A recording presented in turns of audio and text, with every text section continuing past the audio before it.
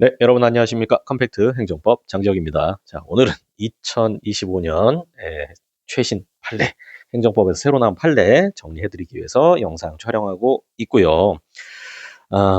시험이 임박하신 분들이 보통 요거를 볼 텐데, 여러분 시험이 만약에 26년에 본다라고 하면은 그 전에 꼭 보셔야 되고요. 그 다음에 전전에, 전전전해까지. 요렇게 하면 안전하거든요. 그러니까 25, 24, 23까지는 보셔야 되고요. 제 카페에 보면은 24년, 23년도 뭐 자료랑 영상이랑 있으니까 그거 꼭 참고하고 가시기 바랍니다. 요거는 필수예요. 최신 판례는 필수입니다. 행정법은 다행히 최신 판례 비중이 다른 과목에 비해서 그렇게 높진 않거든요. 뭐 비교하자면 형법이나 형사소송법이나 헌법 같은 건 최신 판례가 굉장히 중요한데 행정법은 최판 비중이 조금 적긴 하지만 최판의 특성은 뭐냐? 안 보면 틀려요. 안 보면 리갈 마인드로 풀리면 틀릴 가능성이 굉장히 높습니다. 그래서 꼭 보고 가셔야 되고요. 이거 잠깐 지우고요. 음. 자, 그러면 한번 보도록 합시다. 일단 기본적으로 볼드 중심으로 보세요. 여기서 읽어봅시다. 대통령의 보호기간 설정 행위, 대통령 기록물 법에서 정한 절차와 요건을 준수해야만 비로소 적법하게 효력을 갖게 되는 것이므로 보호기간 설정 행위 효력 유무에 대한 사법심사, 대통령 기록물법에 의해 배제된다고 볼 수는 없다. 이게 뭔 얘기냐면 이 박근혜 대통령 시절에 그 대통령이 뭐 활동하고 뭐 회의하고 이제 이랬던 기록물들이 있을 거 아닙니까? 근데 당시에 그 박 대통령 본인이 아니라 박 대통령 권한대행이 이 대통령 기록물을 이렇게 설정을 하면서 그 기간 제한, 비공개 기간을 제한을 할 수가 있거든요. 그러면서 요거는 앞으로 15년 동안은 비공개해라. 그리고 그 이후에는 열어도 되는데 15년 동안은 비공개해라. 왜냐하면 이거 열면은 또 가타부타 말이 많고 뭐 정쟁이 있고 뭐 이유를 막 댔겠죠. 근데 이제 거기에 대해서 정보 공개 청구가 들어오니까 여기서는 이제 대통령 기록관에서는 거부하죠. 아니 대통령이 보여주지 말라 그랬다라고 하니까 뭐 또 법원에 소송을 건 거죠. 그러니까 이제 법원 입장에선 또 이 대통령 기록물 관리법에서는 대통령 기록 설정 그 공개 시점을 설정할 수 있도록 하고 있거든요. 그런데 또 법원은 우리가 이 비공개가 과연 적법한지 심사하려면 야 우리는 봐야 되잖아. 이제 요런 컨셉입니다. 그래서 여기 다시 한번 보시면 이제 이해가 좀 더 되실 거예요. 당시 대통령 권한대행이 이제 그 정보 보호 기간을 설정했죠. 근데 그게 대통령 기록물 관리법에 정한 절차와 요건에 따랐어야만 적법하고 그거를 따라야 되는 거고 아니면 그 위법하니까 그거 따를 의미가 없다 이런 거죠. 근데 그거 심사 누가 하냐? 바로 우리. 이제 그래서 우리는 볼 거야. 이런 얘기입니다. 자, 그래서 대통령이 특정 정보를 대통령 지정 기록물로 지정하여 보호기간을 정한 행위에 대한 사법심사 과정에서 적법성을 의심할 만한 상당한 이유가 있음에도 행정청은 아까 저기 기록관이죠. 법원에 대하여 그 정보의 제출을 거부할 수 있다고 한다면 보호기간 설정 행위의 적법성에 관한 실질적 재판이 이루어질 수 없어 헌법에서 보장한 국민의 재판 청구권이 침해될 수 있다. 제가 여기 표시하는 거는 밑줄 칠하는 게 아니라 여기 읽고 있다고 여기 보라는 겁니다. 그리고 그래서 다시 돌아오자면 우리 뒤에 국민이 있다. 우리가 국민의 최후의 인권을 보루다 이제 뭐 이런 내용이죠. 좋아요. 자, 그래서 법원 그래서 우리가 보는데 무슨 공익의 위해냐? 우리가 바로 공익인데, 짐은 곧 공익인데, 이제 이런 느낌이죠. 그래서 정보공개 거부 처분, 다투는 항고 소송이죠. 해당 정보를 대통령 지정 기록물로 지정하고 보호기간을 정한 행위에 적법성 심사하기 위해서, 그리고 또 이게 명분이 있어요. 정보공개법 보면 우리 배웠던 정보공개법 있잖아요. 거기서는 법원이 비공개로 열람 심사할 수 있도록 하는 규정이 있거든요. 그러니까 이 재판은 기본적으로 공개 재판이기 때문에 누구든 들어올 수 있고 누구든 볼 수 있고 이제 이런 거지만 요거는 예외적으로 이제 법원만 몰래 판사들만 몰래 본다라는 거예요. 그리고 우리 절대 얘기 안 해. 이제 이런 거죠. 자, 그래서 이루어지는 경우에는 행정청은 자료 제출을 거부할 수 없다. 이렇게 해석해야 된다. 그러니까 법에는 비공개 대통령이 정하면 비공개다라고 있지만 법원은 그 사이를 어떻게 해석으로 비집고 들어가서 하지만 우리는 예외 이제 이렇게 한 겁니다. 근데 이제 제가 여기다가 이렇게 뭐 어떤 판례는 코멘트를 써놨거든요. 근데 정보공개법을 보면은 이제 9조 1항 1호 법령 비정보가 있잖아요. 근데 여기서는 뭐 다른 법률이나 법률에서 위임한 명령에서 비밀이나 비공개 사항으로 정한 정보라면 그건 비공개 대상이 되는 거죠. 그리고 이거는 아예 대놓고 법률급에서 비공개 이렇게 정해놨기 때문에 비공개입니다. 그런데 그래도 법원의 심사를 위해서는 자료 제출을 거부할 수 없다. 그리고 그 명분은 뭐 국민의 재판 청구권도 있지만 비공개 열람 심사가 있잖니. 그러니까 우리 법원에 제출한다고 해서 이게 바로 까발려지는 게 아니야. 우리가 한번 볼게. 이제 요런 겁니다. 자, 첫 번째 끝났고요. 2편 행정작용으로 갑니다. 여기서는 이제 요 사실관계가 필요한 거는 제가 이렇게 작게 넣어놨고요. 이거 한번 볼게요. 행정청이 행정재산에 대한 사용허가, 뭐 강학상 특허 뭐 이렇게 배웠었죠. 재량행위죠, 기본적으로. 재량행위, 그리고 이제 사실 오인 등에 근거한 것이라면은 재량권 일탈 남용이니까 위법하여 취소를 면치 못한다. 그래서 여기서는 요 공군 골프장이거든요. 보통 골프장 이렇게 군부대 안의 골프장은 이름이 이렇게 지어놨습니다. 체력단련장. 우리는 체력단련장 하면 뭐 엿기 들고 산스장 느낌인데 아니에요. 그 장군님들 공 치는 데입니다. 장군님들의 체력단련. 물론 뭐 굳이 장군 아니라도 갈 수는 있어요. 그래서 여기서 골프장에서 그 전자유도 카트 시스템, 그러니까 원래 캐디가 카트 이렇게 운전해 주는데 그 무인 카트 있거든요. 그거 설치하는 거. 그러니까 뭐 국가랑 이렇게 계약을 하는 거죠. 근데 그게 바로 행정재산에 대한 사용 허가다라는 거예요. 어떤 거냐면 설치를 그 군 골프장이니까 국가 소유잖아요. 근데 설치를 사인 돈으로 해요. 그 다음에 그 사인한테 니네가 투자한 돈하고 이윤까지 먹을 수 있을 만큼 이제 니네가 여기서 운영을 하고 그리고 어느 정도 이익까지 먹고 나서 이제 나가라. 그때부터 이제 우리가 먹겠다. 이제 요런 겁니다. 보통 그렇게 많이 해요. 그런데 이제 여기서 문제가 뭐냐면 공군에서는 야 이제 니네 기간도 끝났고 니네 이익 다 남았잖아. 그러니까 이제 그만해 나가라고 했는데 그 업체 측에서는 아니다. 우리 아직 본전 못 찾았다. 우리 더 사용하게 해줘야 된다. 라고 해서 그거 다툼이 생긴 거예요. 근데 법원에서 아무래도 업체 쪽에 좀 손을 들어줬죠. 이게 100% 결론 난 건 아닌데 읽어볼게요. 공법상 계약 체결해서 그러니까 이 공군 비행장하고 요 카트 시스템 설치하는 요 계약을 공법상 계약이라고 봤습니다. 요거에 대해서 비판하시는 분도 있더라고요. 뭐 근거 없이 이걸 공법상 계약이라고 보냐. 실제로 그렇잖아요. 공법상 계약인지 사법상 계약인지 요거 관련해서 판례도 있고요. 공법상 계약인지 아니면 처분인지 이거에 대한 판례도 있는데 요 대법원 판례에서는 그런 이제 판단 빌드업 과정이 없어서 뭐 그런 비판이 있는 걸로 보여요.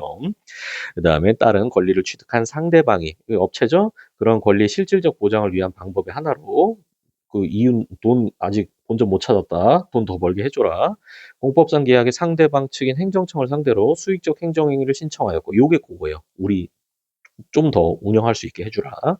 근데 그러한 신청이 공법상 계약에 따른 권리 의무 이행 방식이 위배되는 것이 아니라면 수익적 행정행 형식으로 공법상 계약의 권리를 실현시키기 어려운 사전 변경이 생겼거나 중대한 공익성이 필요한 경우 같이 특별한 사정이 없는 한 그러니까 요런 거 읽을 때 제가 팁 하나 드리자면 여기 이거 다 괄호 치는 거예요. 다 괄호 치는 거예요. 이런 건 다 특별한 사정이고요.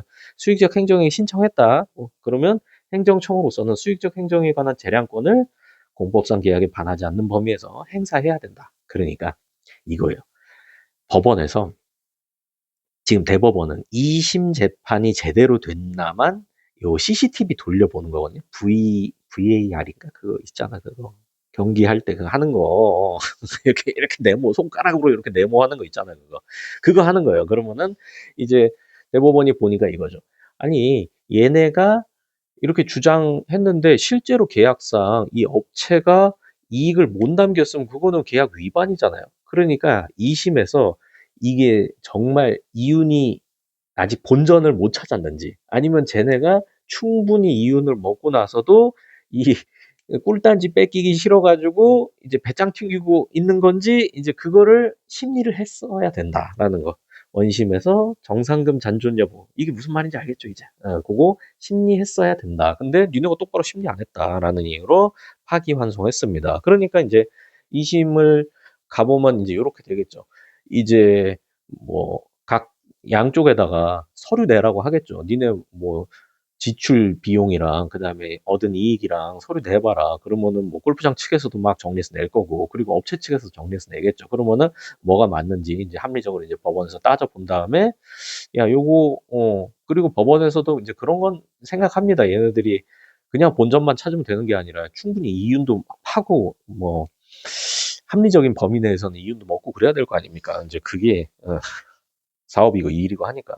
그러니까 그런 거를 이렇게 따져봐 가지고, 야, 충분히 먹었다 싶으면은 뭐 기각이고, 야, 아직 아니다 싶으면은 좀 더 사용할 수 있게 해줘라. 뭐, 그러니까 이제 여기서는 구도가 원고의 무상 사용 허가 신청에 대해서 거부 처분을 했기 때문에 이 거부 처분을 취소하는 방식으로 이제 그렇게 이루어지겠죠. 아니면 기각을 하거나. 자, 세 번째 판례입니다. 버스 관련된 얘기고요. 요거는 문구만 잘 봐두시면 돼요. 행정청이 과거 상대방에게 한 특정한 처분으로 인하여 그에게 유리한 사실관계가 형성되어 있었음을 인식하고 있었음에도 이를 반영하지 않은 채 재량권을 행사하였다면 행정청의 사실오인에 기초한 것으로서, 사실오인 하나 체크해 주시고요. 재량권 일탈 남용에 해당하여 위법하다. 그러니까 요 사실오인의 베이스 되는 내용도 잘 보셔야 돼요. 여기 몇 개 안 되니까 밑줄 치려면 다 쳐야 돼서 그런 거예요. 자, 행정청이 상대방에게, 그리고 여기 밑줄 쳐야 돼요. 행정청이 상대방에게 그와 같은 사실관계에 관한 자료 제출을 요청했으나 그가 이를 제대로 이행하지 않은 경우라면 우리 약간 그 느낌은 그렇죠. 네 자료 제출하라고 했는데 네가 안 했으니까 난 몰라. 그렇게 하지 말란 얘기예요. 그러한 사정으로 인하여 행정청이 사실오인을 일으켰다는 등의 특별한 사정이 없는 한 마찬가지다. 여기서도 요 말이 약간 오해되겠어요. 약간 오해되게. 근데 취지는 행정청이 이미 이 유리한 지위가 있음을 알고 있었기 때문에 그걸 고려해서 처분을 했어야 된다라는 거예요. 위에 보면 뭐 그 버스 준공제 관련해 갖고 지원금, 예, 그런 내용이거든요. 그래서 저 정도 멘트만, 어, 요거 속기 딱 좋아 보이죠. 행정청이 상대방에게 사실관계 자료 제출 요청했는데 그가 제출 안 했어요. 그러면은 넌 불이익 처분 받아도 할 말 없어라고 하면 그거 틀린 거예요. 아시겠죠? 자, 다음 판례입니다. 아, 요것도 볼드 중심으로 보시면 돼요. 학교용지 부담금 부과 대상인지 여부를 판단하기 위하여 정비구역 내 실제 거주하였던 가구수를 기준으로 가구수 증가인지 여부를 산정해야 하고, 그러므로 이를 산정하기 위한 정비사업 시행 전의 기존 가구수에는 여기 밑줄 세입자 가구 포함하여야, 요게 핵심이에요. 요 판례. 그래서 이거는 그 학교 용지 부담금, 요 뭐 재개발 지역에서 학교를 세우려면 돈이 들잖아요. 학교 세우고 운영하고, 뭐 운영은 나중 문제지만 학교 만드는 거. 그러니까 근데 이제 요 학교를 이용하는 사람들이 있을 거 아닙니까? 그래서 그런 이제 요 학교를 이용하는 사람들은 거기에 실제 거주하는 이제 그런 사람들일 거 아니에요. 그리고 토지 소유자뿐만 아니라 월세로 들어온 사람, 세입자들도 뭐 자식들 학교 보낼 거 아닙니까? 그러니까 그런 거 세입자 가구 수를 이렇게 다 포함해가지고 뭐 산정한 다음에 N방을 때리고 뭐 이렇게 계산을 해야 된다. 이제 그런 얘기입니다. 그리고 요 세입자 가구 수를 포함하지 않고 여기 세입자 가구를 일부 제외했거든요. 여기 보면 결과에 따라 원고에게 학교 용지 부담금을 부과했어요. 그러니까 이 사건 처분은 법규의 중요한 부분을 위반한 중대한 하자가 있다. 그래서 당연무효다. 세입자랑 당연무효 정도 암기해 두시면, 암기까지는 아니고요. 이제 기억 정도 해 두시면 괜찮을 것 같습니다. 그래서 나올 만은 해요. 너무 자세하게 내용을 알 필요는 없고, 그렇습니다. 그래서 갑니다. 금융실명주에 관련해서 볼드 역시 조세 과오나 부당이득 되기 위해서는 과세 처분이 아예 무효여야 되죠. 과세 처분이 하자는 있어도 당연무효가 아닌 중대명백한 하자까지는 아니다라고 하면은 공정력 때문에 일단 유효하게 돼가지고 법률상 근거가 있기 때문에 법률상 원인이 없는 이득인 부당이득이 성립하지 않는다. 이런 논리고요. 그리고 당연무효, 뭐 요거는 늘 공부하던 거예요. 위법 사유만으로 부족하고 법규의 중요한 부분을 위반한 중대한 것으로서 객관적으로 명백한 것이어야 된다. 중대 명백 판단할 때는 뭐 블라블라블라 해야 된다라는 거. 그다음에 요 뒤에도 늘 나왔던 거예요. 이제 법리가 명백히 밝혀져서 해석에 다툼의 여지가 없음에도 뭐 명백한 판례가 있고 그럼에도 이제 잘못 처분했다라고 하면은 이제 그건 하자 중대 명백하니까 무효고 그리고 만약에 이런 논리가 국가배상에서 나온다라고 하면은 귀책 사유 공무원의 귀책 사유가 있다 이제 이런 식으로 흘러가죠. 그런데 뭐 해석에 다툼의 여지가 있다. 명백한 판례가 없다. 뭐 이런 견해 대립이 있다. 그리고 공무원이 신중하게 어느 하나의 학설을 택했는데 뭐 근데 그게 잘못됐다. 이러면은 이제 보통 귀책 없다. 이렇게 흘러가죠. 그러면은 여기서는 또 이제 중대 명백이니까 하자가 명백하다고 할 수 없다. 이렇게 가는 거고요. 그 정도로 하시면 되고요. 너무 디테일한데 빠지지 마세요. 저거는 지문을 만들 수가 없어요. 자, 3편 행정 절차로 갑니다. 이제 공부 좀 하신 분은 이것만 봐도 감이 좀 오실 거예요. 요양급여 적용 기준 및 방법에 대한 세부 사항, 요양급여 적용 기준. 요거 하면은 통상 요거 나오는 거죠. 요양급여 적용 기준은 고시고요. 이 고시는 그냥 지 혼자 만들어진 게 아니라 법의 위임을 받아서 시행령 위임 받아서 고시 제정하고 그러니까 결국 법령 보충 규칙이다라는 거 여기 고시도 있죠. 그래서 요거 똑같은 얘기 나와 있고요. 그리고 여기 고시 방법으로 불특정 다수인 상대로 의무부가 권익 제한할 때는 사전 통지해야 됩니까? 안 해도 됩니까? 상대방을 특정할 수 없기 때문에 전통 의견 기회 주어야 하는 것은 아니다라는 거. 그리고 요 밑에 요거 한번 읽어보세요. 볼드.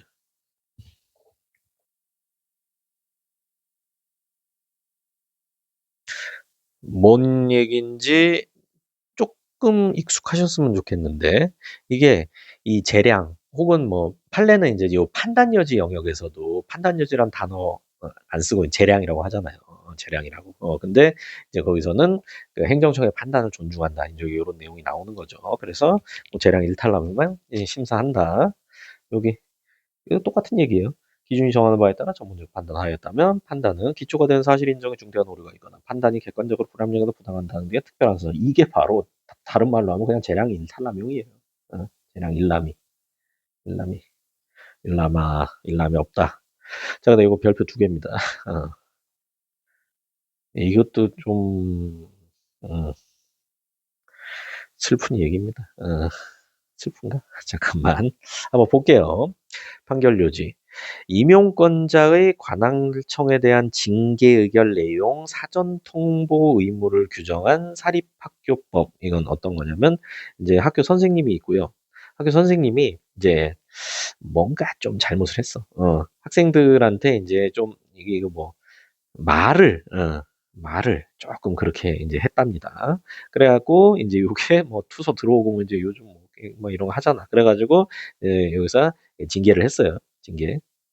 그리고 이제 여기 관할청, 교육청에다가 보고를 해야 돼. 근데 징계 의결 내용을 학교에서 징계 의결을 하잖아. 그럼 사전 통보를 해야 돼. 사전 통보. 우리 이 뭐 김 교사한테 뭐 견책 징계 내릴 겁니다. 뭐 이런 거. 근데 요 사립학교법 단순한 훈시 규정이 아니므로 임용권자가 이 조항을 위반하여 관할청에 징계 의결 내용을 통보하지 아니한 채 행한 징계 처분에는 하자가 있다라는 거. 실제로 통보 안 하고 정직 2개월인가 그거 했거든요. 그런데 이제 어떻게 흘러가나 보시죠. 임용권자가 사전 통보 의무를 위반한 채 징계 처분을 한 후에 관할청에 징계 의결 내용을 사후적으로 통보하고 관할청이 야 너무 약해라고 해서 사후적으로 재심의 요구를 했어요. 근데 교원징계위원회에서 선행징계처분의 다른 내용의 징계 의결을 했어요. 그러니까 선행징계처분은 아마 정직 맞을 거예요. 정직 2개월. 그리고 다른 내용의 징계 의결은 해임이었어요. 해임. 근데 여기 선생님 입장에서는 물론 뭐 제가 뭐 이게 그거 요 잘못한 거에 대해서 옹호할 마음은 전혀 없고 그럴 필요도 없고 그럴 입장도 아니고 한데 이제 이 선생님은 정직 두드려 맞고 2개월 쉬었어요. 그리고 이제 다시 학교로 복귀했는데 해임을 또 두드려 맞았어요. 뭔가 느낌이 좀 그렇죠. 뭔가 이중처벌 일사부재리 물론 이건 처벌은 당연히 아니죠. 하지만 징계지만 근데 기본적인 메커니즘은 이제 동일하죠. 자, 그래서 계속 가봅시다. 하였을 경우 징계 처분의 처리 및 재심 요구에 대한 후행 징계 의결에 기초한 징계 처분의 효력이 문제된다. 선생님은 당연히 후행 징계에 대해서 이제 취소 소송을 제기했겠죠. 근데 이때 임용권자는 선행 징계 처분에 사학법 징계 절차 잘못이 있음을 들어 스스로 그 징계 처분을 취소하고 지금 정직 2개월 갔다 왔어요. 그러니까 뭐 어, 2개월 빵에 갔다 온 거랑 마찬가지야. 근데 새로운 후행 정구 처분, 징계 처분을 할 수 있고 또 할 수 있대요. 선행 징계 처분이 확정되어 그 집행이 종료되었어. 이미 끝났어. 달리 볼 것은 아니다. 와, 이거는 좀 납득하기가 약간 어렵네요. 그래서 이처럼 선행 징계 처분을 취소하면 선행 징계 처분은 소급하여 효력을 잃게 되므로. 근데 문제는 뭐냐? 이미 정직 2개월 갔다 왔잖아. 이게 소급하여 효력이 잃어져? 이게? 응? 그래서 선행 징계 처분과 동일한 징계 혐의의 사실. 그러니까 그거 애들한테 그 말 잘못한 거에 대해서 내려진 후행 징계 처분 이중 징계라고 할 수 없다라는 거. 뭔가 쪽 이제 그러니까 이거는 이제 뭐 제가 일단 객관적인 얘기부터 해드릴게요. 절차상 하자가 있으면 원칙적으로 처분의 위법 인정되나 사후적 절차 이행, 관할청의 재심의 요구 및 재징계를 통해 하자를 치유할 수 있다. 그리고 뭐 이것까지는 문제 없어요. 근데 선행 처분이 이미 확정 집행되었더라도 이를 취소하고 이거는 이게 취소가 100%안 되는 일이잖아요. 2개월 정직을 갔다 왔다는 거는.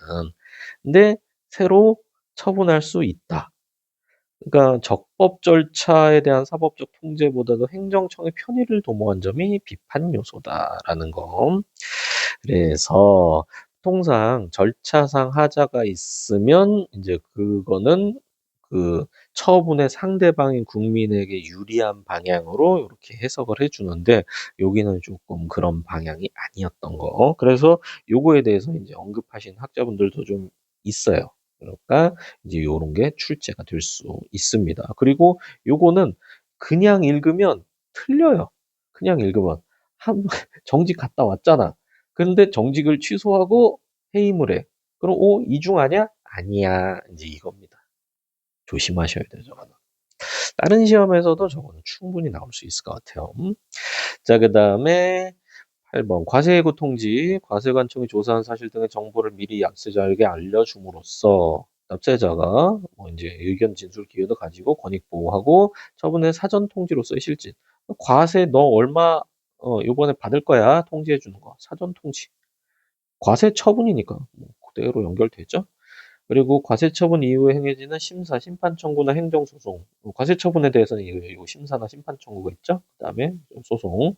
아무래도 이거 시간과 돈이 많이 들어가니까 사전 통지 이게 예방적 구제제도. 행정 절차가 이래서 중요한 겁니다.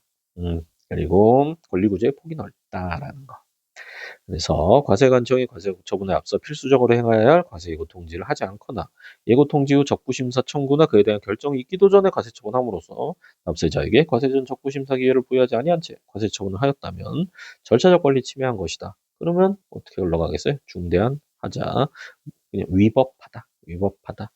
통상 절차상 하자 있을 때 무효다라고 보는 경우는 드물죠. 원칙적으로 취소 사유다 이렇게 머릿속에 넣어두시면 돼요. 절차상 하자 취소 사유. 자, 그리고 요거는 가볍게 보시면 됩니다. 개인정보보호법 관련해가지고, 개인정보보호법, 정보 주체는 개인정보 처리자에 대하여 자신의 개인정보 처리, 정지를 요구하거나 동의를 철회할 수 있다. 그러니까 처리 정지, 개인정보에 대한 처리입니다. 근데 여기 처리는 중에서 이 가명 처리도 들어가냐 말이에요. 근데 판례가 뭐라 그러냐. 자, 개인정보에 대한 식별의 위험성을 낮추는 방법이다. 그러니까 만약에 제가 이거 제 개인정보가 있다고 해봐요. 제 개인정보. 근데 어떤 회사에 갔어. 회사에다가 이 정보 갔어. 근데 제가 이제 야 처리 정지해라고 하는 거는 이거를 얘가 쓰지 못하게 하는 거잖아요. 이거를 사람들이 딴 데다 막 주거나 막 가공하거나 막 이렇게 하는 거 이걸 막으라고 쓰지 말라고 하는 거잖아요. 근데 여기서 얘가 요거를 가명 처리를 하면은 저희 위험을 낮추는 거잖아요. 제 개인정보에 대한 보호를 높이는 거고, 뭐 유출 위험이나 뭐 이제 그런 용도의 사용 같은 위험을 낮추는 거잖아요. 그러니까 이 처리 정지는 나쁜 거 나한테 나쁜 거 그만해. 근데 가명 처리는 나한테 좋은 거잖아. 그러니까 요 가명 처리는 여기에 들어가요, 안 들어가요? 안 들어간다. 라는 겁니다. 그래서 뿅 읽어보세요. 됐죠? 자, 10번입니다. 행정처기 처분 절차에서 관계법령의 절차 규정에 위반하여 절차적 정당성이 상실된 경우 절차하자, 위법, 취소. 근데 처분 상대방이나 관계인의 의견 진술권이나 방어권 행사에 실질적으로 지장이 초래되었다고 볼 수 없는 특별한 사정이 없는 경우에는 절차하자, 정당성 상실되었다고 볼 수 없으므로 해당 처분 취소할 것이 아니다. 완전 새로운 입장은 아니에요. 절차하자에서 원칙적으로 취소해야 되는데 뭐 그런 거 있잖아요. 실제로 출석해가지고 뭐 변명을 다하는 등 방어권을 충분히 행사했다라고 하면은 뭐 그런 통지 날짜가 좀 늦게 이루어진 거 때문에 이 처분을 취소해야만 할 것은 아니다. 이런 식으로 흘러가는 거죠. 이것도 비슷한 겁니다. 자, 이제 4편 실효성 확보 순환입니다. 가산세 판례가 몇 개 나왔어요. 과세권의 행사, 조세채권 실현을 용이하게 하기 위하여 납세 의무자가 정당한 이유 없이 법에 규정된 신고, 납세, 각종 의무 위반하였을 때 법이 정하는 바에 따라 부과하는 행정상의 제재이다. 가산세, 행정상 제재. 뭐 이건 사실 밑줄 칠 필요도 없고요.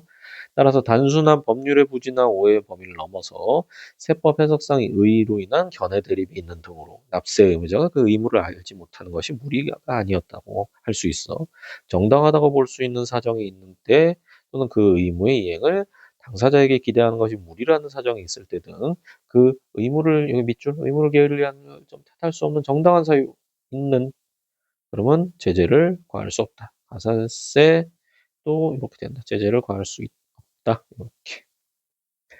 기존에 있던 판례랑 문구만 조금 다른 정도다. 이 정도로 생각하시면 돼요. 그래서 요거는 원심으로서는 갑이 이렇게 전체를 면세 대상으로 오인하였던 것이 정당한 사유가 있는지 그거를 판단했어야 되는데 그냥 만연히 만연히 단정한 다음에 돈 내! 뭐 이렇게 판결을 해가지고 다시 봐라라는 겁니다. 그다음에 자 또 가산세 요거는 정의를 조금 다르게 하고 있지만 읽어보면 다 알 수 있어요. 세법에서 규정하는 의무, 성실한 이행 확보하기 위하여 세법에서 산출한 본세액, 가산에 징수하는 독립된 조세. 그러니까 가산세가 그거 이렇게 뭐 1,000만 원 내라 했는데 뭐 늦게 냈다. 그럼 또 덕지 붙잖아요. 그리고 뭐 뭘 또 안 했다. 신고 안 했다. 그럼 또 붙고. 너 그 짓으로 신고했다. 또 붙고 뭐 이제 이런 거잖아요. 그래서 여기서는 아주 상식적인 얘기입니다. 본세가 소송 등으로 인해서 취소됐어요. 그럼 가산세도 없어져야죠. 처분의 기초를 상실하여 위법하게 된다. 가산세도 본세가 날아가면 가산세도 날아가야 된다라는 거. 이 가산세는 본세에 뭐 곱하기 뭐 0.5 막 이런 식이니까 앞이 1000에 0.5였는데 1000이 0이 돼 버렸죠. 그러면 이것도 아무 의미가 없잖아. 0 곱하기 0.5가 되니까. 어우, 수학으로 설명을 하다니. 수학은 싫어요. 변 손해 전부입니다.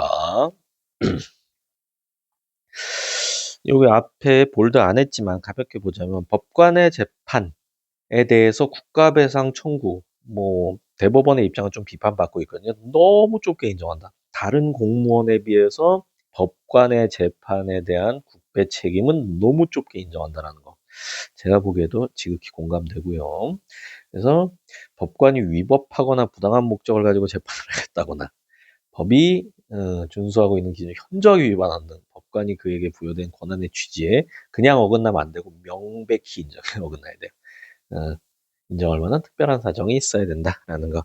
그리고 이제 요거는 어떤 거냐면 그 조영남 가수 그 옛날 그 할아버지 가수죠. 그래서 고, 저 뭐라 그래야 되나, 대작, 대신 그림 그리기 했던 그분이 화투 그림을 가지고 이렇게 미술 작품을 만들고 이제 그런 뭔가 이런 좀 특이한 예술 세계를 해가지고 꽤 이제 이슈가 됐죠. 근데 이제 보통 그런 그림은 상상 이상으로 비싸잖아요. 그런데 알고 봤더니 직접 영남이 형님이 직접 그린 게 아니라 그 조수가 그리고 이제 그게 해서 문제가 돼 갖고 인제 이게 사기냐 아니냐로 대법원에서 재판을 했는데 그 대법원에서 원래 공개 변론 안 하거든요. 그런데 요 사건은 워낙 이슈도 되고 뭐도 있고 해 가지고 대법원이 공개 변론을 열었어요. 그러니까 이제 요것도 형사 재판이면 당사자가 와야 되거든요. 그래서 영남이 형님도 오시고 그다음에 뭐 검사도 오고 해 가지고 재판하는데 또 이걸 공개하면서 또 생중계였나?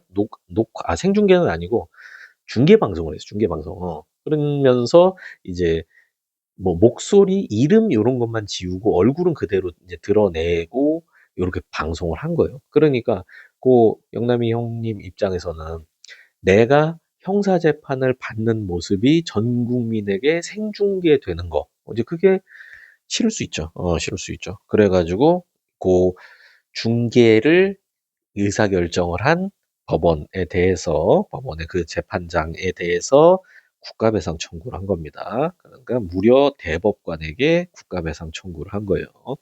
시도는 좋았다고 봅니다. 시도는. 화이팅. 그런데 결론 여러분 좀 예상되지 않으세요? 그러니까 이게 문제야. 이게 문제야. 이거를 재판할 때는 자기가 자기 책임 하는 건데 이게 말이 되냐고 이게. 이거는 딴 사람이 해야지. 그런 겁니다. 그래서 국가배상 책임이 인정될 수 없다. 안 봐도 돼, 안 봐도 돼. 근데 여기서는 을의 얼굴에 모자이크 처리를 하지 않았다는 이유로 을의 초상권이 침해된다고 봐. 국가배상 책임을 인정한 원심. 저는 이 원심 판사님의 와, 판사 이분 님 붙여야 돼요. 참 대쪽 같다. 대쪽 같다. 이런 판사님이 많아야 되지 않을까라는 거. 근데 이거 당연히 대법원 올라가고 대법원에서는 이거 결정 대법원이 한 거예요, 이거. 여기 봐봐. 대법원 변론 선고. 재판장은 대법원 재판장은 이제 대법관 뭐 경우에 따라서 대법원장일 수도 있고 그렇거든요. 하여튼 그렇습니다. 그래서 요거는 결론만 기억하시면 돼요. 결론만. 그리고 다음 판례. 자, 일정 행정 목적 달성을 위하여 언론에 보도 자료 제공하는 등 행정상 공표. 근데 요것도 다 알아서 이것도 그 민사 사건입니다. 물론 이제 행정법에 공표가 있고 그리고 그 공표 관련해서 요것도 아마 손해배상일걸요? 명예훼손 손해배상 이제 그거기 때문에 민사 재판, 민사법원에서 이루어지긴 하지만 행정법 영역입니다. 자, 행정상 공표, 실명 공개하면서 타인의 명예를 훼손한 경우. 명예훼손은 범죄이기도 하고 형사상 범죄이고 민사상으로 불법행위 책임의 원인이 되는 거죠. 그런데 그 위법성 조항 요건이 있어요. 진실한 사실이고 공익을 위한 것, 혹은 진실한 사실은 아니더라도 진실이라고 믿을 만한 상당한 이유가 있는 경우. 요거는 이제 형사법에서는 위법성 조각 사유 전제 사실의 착오라고 제가 피를 토하며 설명하는 내용인데, 어쨌든 민사 사건에서도 똑같이 합니다. 근데 여기가 포인트예요. 내가 밑줄 쳐놨구나. 계속 볼게요. 상당한 이유가 있는지 여부 판단, 실명 공표 자체가 매우 신중하게 이루어져야 한다는 요청에서 비롯된 무거운 주의 의무, 공권력을 행사하는 공표 주체의 광범위한 사실 조사 능력, 그리고 공표된 사실이 진실이라는 점에 대한 국민의 강한 기대와 신뢰, 비추어 볼 때 사인이 행하는 경우보다 훨씬 더 엄격한 기준이 요구된다. 잠깐만, 여기 볼드 했어야 되는데. 여러분, 요것도 좀 초록색으로 할게요. 사인이 행하는 경우보다 훨씬 더 엄격한 기준이 요구된다. 그러니까 사인이 이 명예훼손을 할 때, 이거 진짜 진실인 줄 알았는데요? 이렇게 얘기할 때랑 공공기관이 공표에서 명예훼손해 놓고, 진실인 줄 알았는데요랑 판단 기준이 다르다는 얘기예요. 엄청 엄격하게 했고, 저는 이 판례는 지지합니다.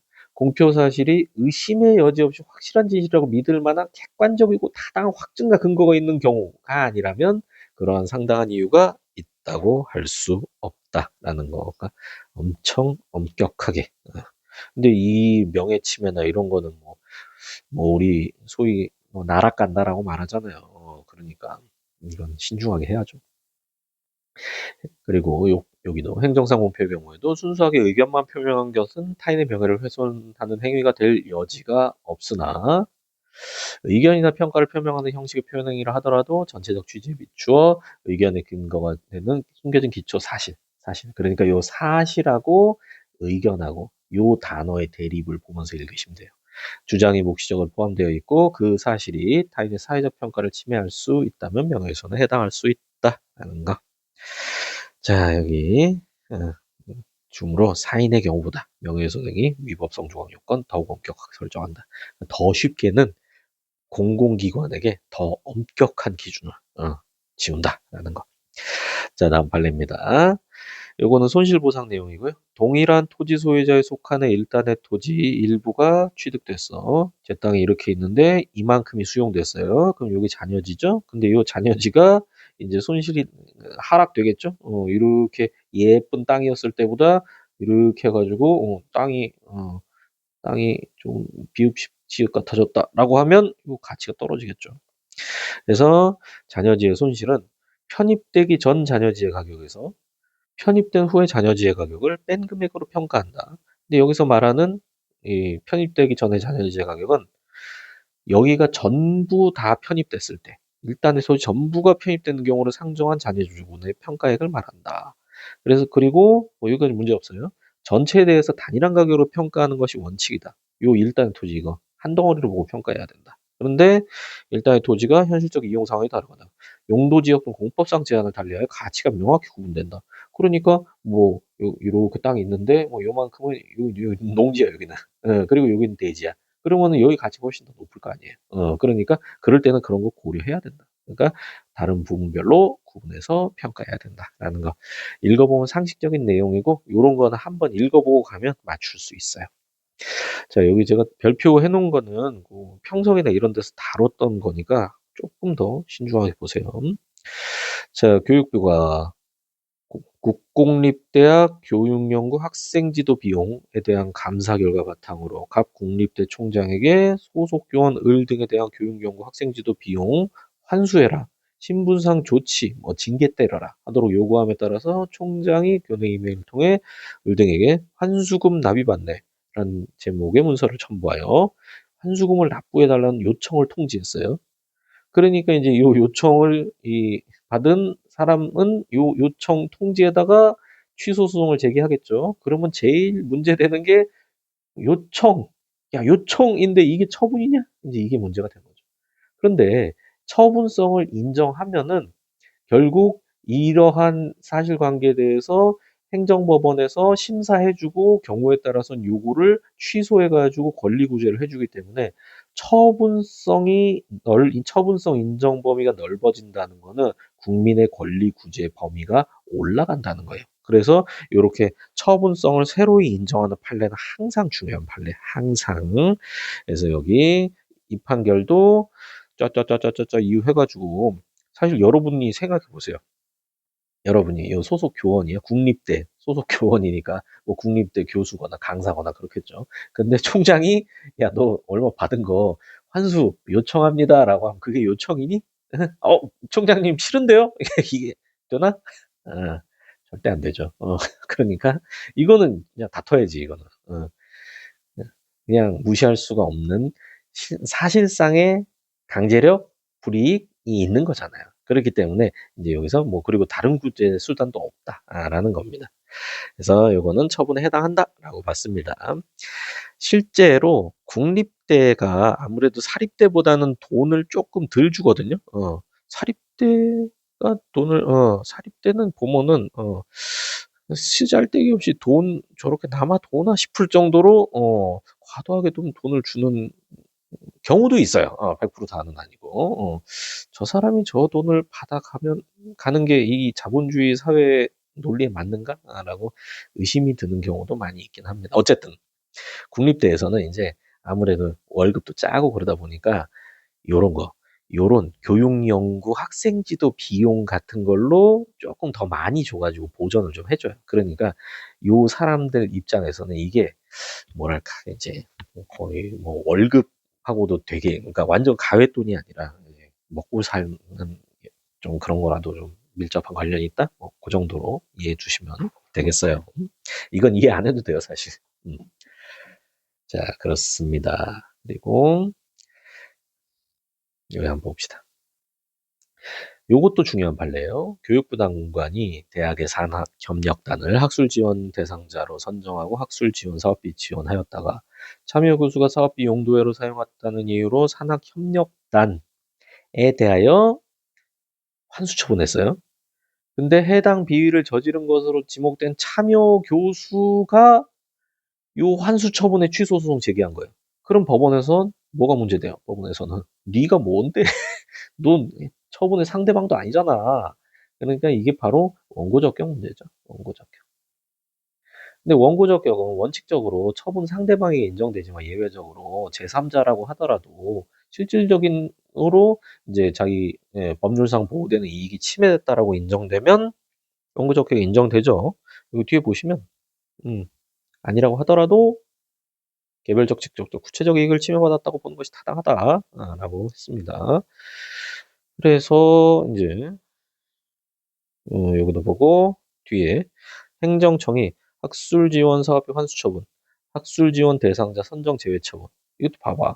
이거 환수 처분하면은 이제 대상자도 제외 이렇게 돼. 그런데 이제 사후적으로 학술 지원 사업비 환수 처분만이 취소됐어요. 그러면은 요게 있어야 이게 적법해지는데 이게 없어지니까 이것도 없애야 된다. 아까 가산세랑 구도 똑같죠. 처분사에 상실하게 돼. 더 이상 효력을 유지할 수 없다. 이거 별도로 취소 안 하더라도 그냥 근거가 없어서 이거 무효화 되었다. 이제 이렇게 판단한 겁니다. 자, 다음 판례입니다. 약국 관련한 건데 먼저 볼게요.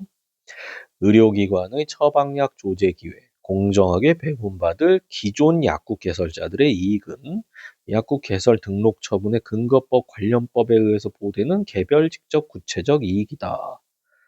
원고 적격 얘기하는 거죠. 그래서 다른 약사에 대한 약국 개설 등록 처분에 인하여 조제 기회 전부 일부 상실하게 된 기존 약국 개설자는 해당 처분의 취소를 구할 법률상 이익이 있다. 어떤 거냐면 제가 요거 짧은 거라고 여기 넣어놨는데 영등포에 있는 거예요. 여기 이렇게 병원이 있어. 병원이 있고 옆 건물에 약국이 있어요. 보통 약국 이제 1층에 있죠. 1층에. 1층에 있죠. 근데 이제 이 병원이 이제 요 4층에 있었어요. 4층에. 그런데 요 4층 병원이 이제 잘 돼. 잘 돼. 그래가지고 병원을 막 확장을 했어. 확장을 했어. 근데 어느 날 요 병원 일부에, 약국이 들어왔네? 약국이? 약국이? 근데 이제 행정청에서 여기다가 이제 허가 처분을 해준 거예요. 개업해라. 여기 개설 등록이지. 등록 처분을 해준 거야. 그럼 어떻게 돼요? 여러분이 여기 약사야. 그러면 어우 뭐 후배 약사가 들어와서 좋구만 하겠어요? 여러분 여기 약사야. 근데 지금 이 병원에 거의 무슨 한 가족같이 한 호실을 빌려가지고 여기다가 약국을 열었는데 노발대발하고 있는데 등록을 처분을 해주니까 여기다 취소송 제기한 거죠. 야 미쳤냐? 하면서 우리 죽으라고 하면서 이제 이렇게 하는 거죠. 그러니까 이게 보면은 음, J측으로부터 이 사건 건물 4층 Q호 우측 분할 부분을 임차하고 이상수의 약국. 그러니까 이제 사실 우리는 또 병원 다니는 입장이니까 여기 봐봐요. 여기 병원이야? 병원이야? 근데 옆 건물에 약국이 있어요? 근데 병원 나오면 바로 앞에 약국이 있어. 어디 갈 거예요? 바로 여기 가지. 바로. 뭐 저기 가봤자 뭐 그 설탕 잔뜩 든 드링크나 하나 주고 마는데 어디 가나 뭐 그렇습니다. 그래가지고 이제 다퉈라. 너 원고 적격 인정해줄게. 그래서 처방전에 대한 조제 기회가 감소할 것이라고 충분히 예상할 수 있다. 병원에서 처방전 발행하고요. 그 처방전으로 달달하게 이제 돈 벌고 있었는데 이제 그 바로 옆에 굉장히 수상한. 근데 이게 그냥 여기 했다고 또 그게 문제가 아니라 여기 바로 나오네. 의료기관과 담합행위를 가능성이 큰 약국 개설을 금지함으로써. 응, 응. 여기 느낌이 안 좋잖아. 이렇게 병원이 쓰던 호실 중에 하나를 임차해가지고 막 이렇게 바로 옆에 들어온다. 심지어 4층이야. 그러니까. 그래서 약국 판례입니다.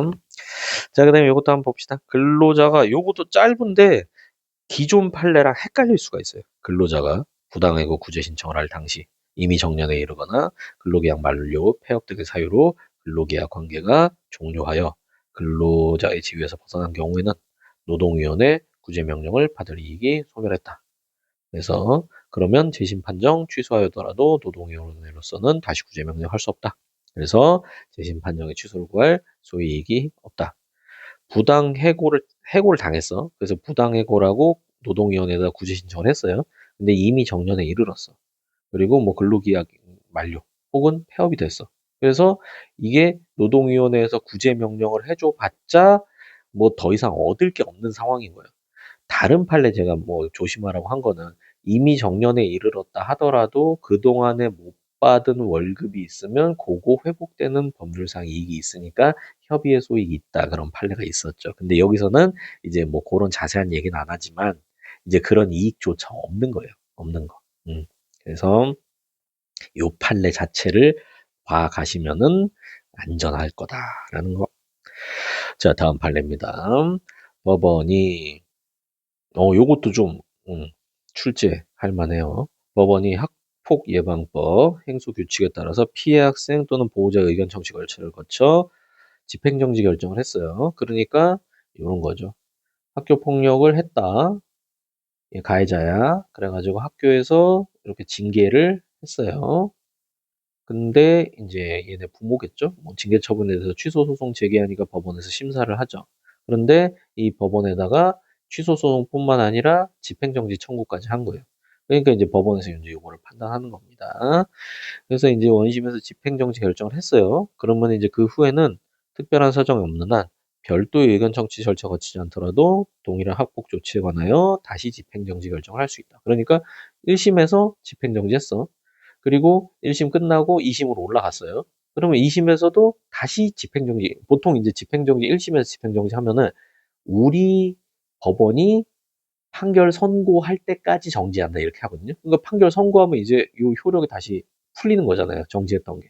근데 이제 다시 2심 올라가면은 2심에서는 이제 집행정지 결정을 또 할 수 있는데 1심에서는 집행정지 결정할 때 심사를 했을 거 아니에요. 이게 과연 공공복리에 큰 해는 없는가 그리고 이게 기각이 명백한가 막 이제 이런 걸 심리를 할 거 아니에요. 처분은 존재하는가라는 거. 그런데 2심에서는 이제 저 뭐냐 여기 봐봐. 어, 잠깐만. 그런 얘기가 나오네. 아, 여기 있구나.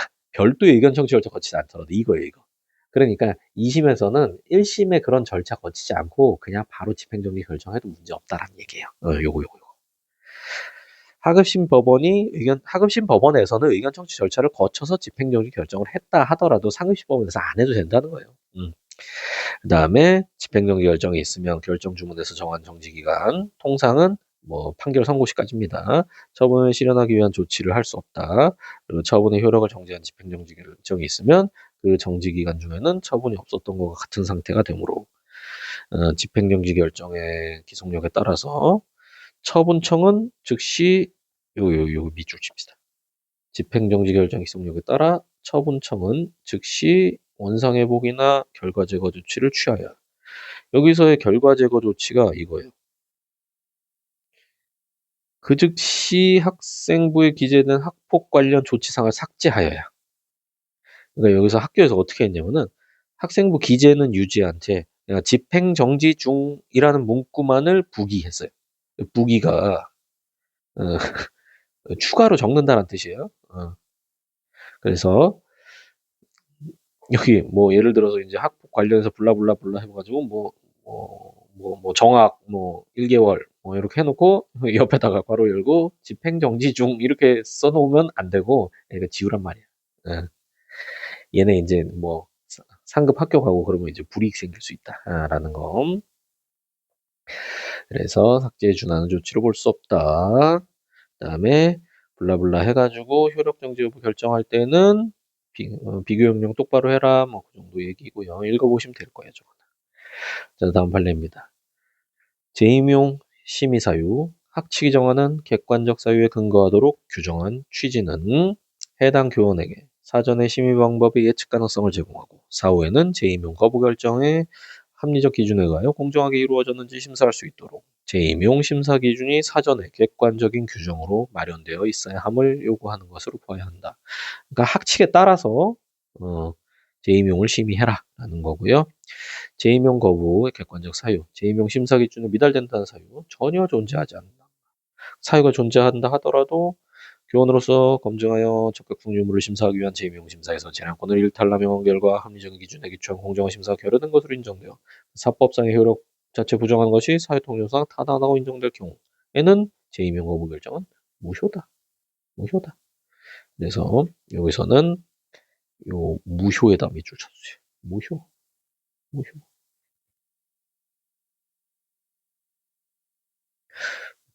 위법하다 아니고 무효다. 무효다. 제2명 조금 딴 것도 해드릴까요? 제2명 거부 객관적 사유. 요것도 밑줄 칩시다. 그리고 무효 사유는 주장하는 사람이 증명책임 부담한다. 증명책임 관련해서는 제가 뒤에 판례 하나 실어놨거든요. 그래서 거기서 추가로 설명드릴게요. 그 다음에 요것도 좀 이슈가 됐었거든요. 난민인데 이 사람이 어디였더라? 시리아였나? 아, 이쪽 중동은 어려워. 시리아? 튀니지인가? 튀니지 여잔데 어, 다른 어딘지 아세요? 튀르키예. 갔다가 이제 어디에요? 코리아로 왔습니다. 근데 이제 왜 이 얘기 했는지 중간에 나와요. 출입국항에서 난민법, 난민 신청자, 난민 인정 심사에 회부하지 아니할 수 있는 사유. 그러니까 저 난민 받아주세요 했는데 너는 심사조차 할 필요 없어. 라고 하면서 쫓아보내는 거예요.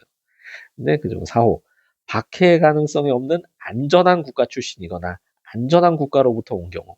그러니까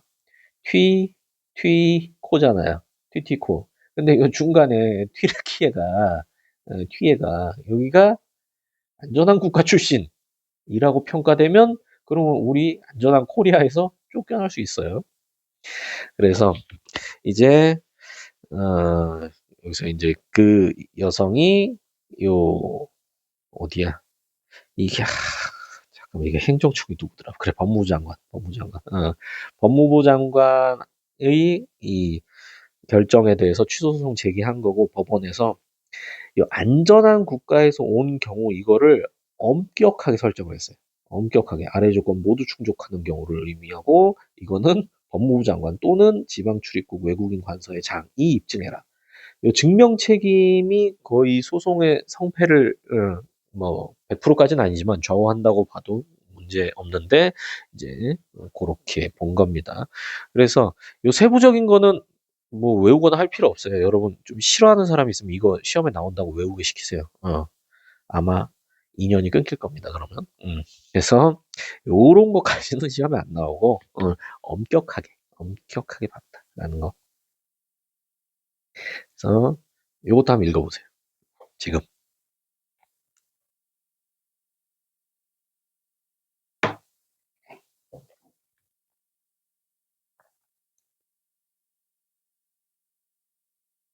보셨죠? 그래서 요거는 좀 뭐랄까 난민에게 온정주의적인 관점 진짜 이 말이 정확하진 않은 것 같아요.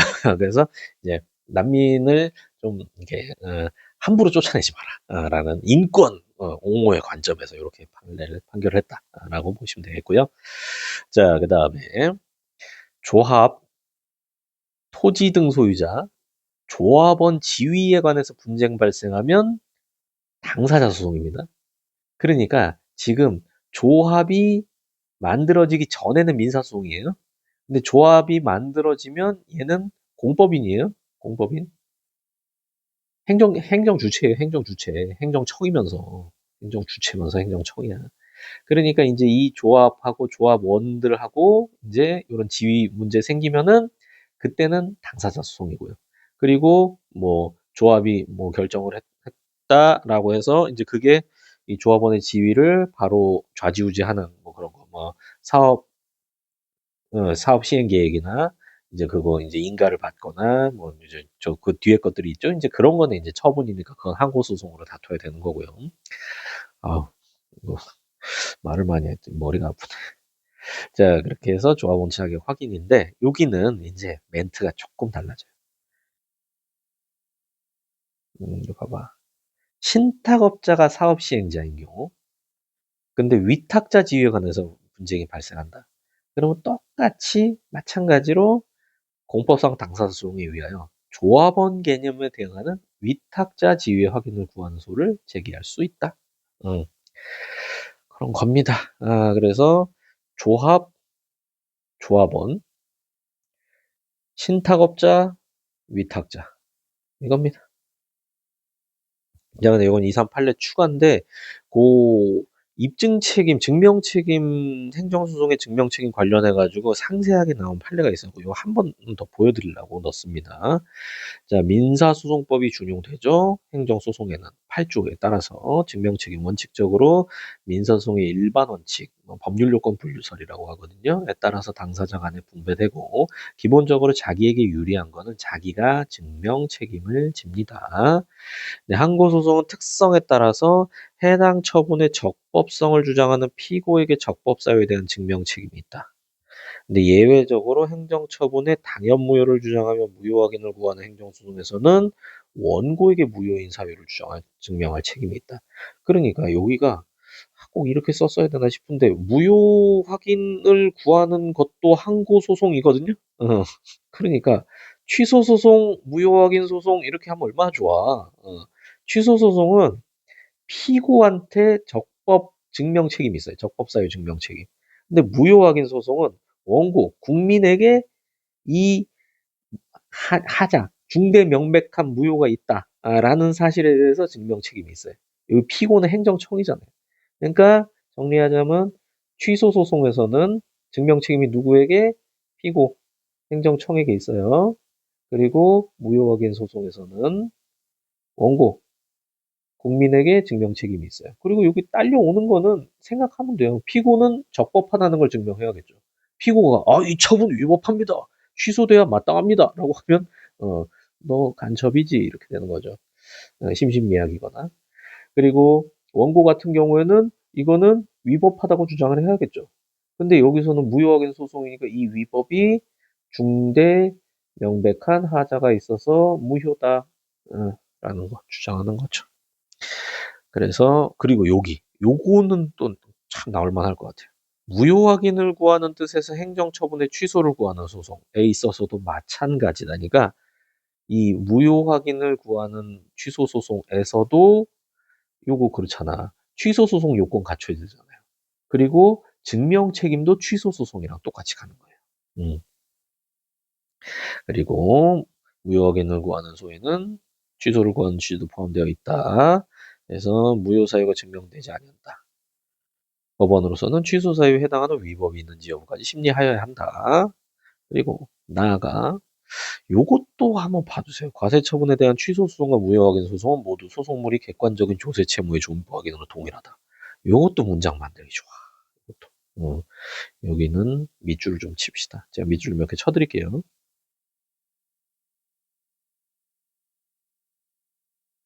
그 다음에 여기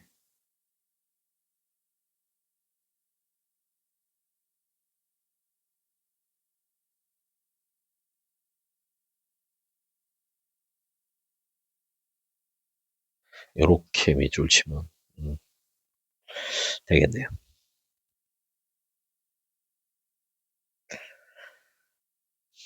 그래서 요것도 치는 김에 좀 칠게요. 위법 사유로 취소 사유와 무효 사유 중 무엇을 주장하는지 또는 무효 사유의 주장에 취소 사유를 주장한 취지가 포함되는 여부에 따라 증명 책임이 분배된다. 이 문장 만들기 너무 좋아. 그 문장이라고 말한 거는 선지 말하는 겁니다. 선택지. 그리고 뒤에는 이제 처분 사유, 교환 변경 얘기가 나왔고요. 그리고 교환 변경 사유 근거란 처분의 적법성, 그런 처분의 전제가 되는 사실관계에 관한 증명 책임 역시 과세관청이 있다. 그리고 무효확인 소송에서 원고가 어, 원고가 당초 처분 사유에 대하여 무효 사유를 증명한 경우 과세관청이 그처럼 교환 변경 처분 사유를 근거로 하는 처분의 적법성에 대한 증명 책임 부담한다. 이것도 밑줄 칩시다. 예.